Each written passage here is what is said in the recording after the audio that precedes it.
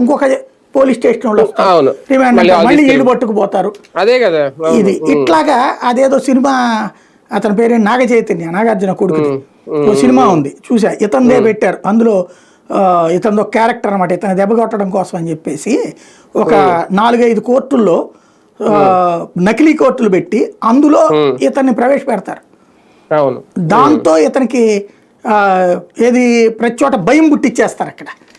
ఆ భయం పుట్టించిన తర్వాతన అసలు ఇతనితో ఒక లాయర్ పాత్రధారితో ఏందే నువ్వు అట్ట మాట్లాడతావు, నువ్వు చేయలేదు కరెక్టే కానీ చేశానని ఒప్పుకో, తర్వాత నీకు చిన్న శిక్షతో పోతుంది, లేకపోతే ఉరిశిక్ష చేసేస్తారు నీకు అని చెప్పేటప్పటికి ఆ భయంతో ఉంటాడు. ఆ చివరి కోర్టులో, అసలు కోర్టులో ప్రవేశపెడతారు పోలీసుల ద్వారా హెల్ప్ తీసుకుని.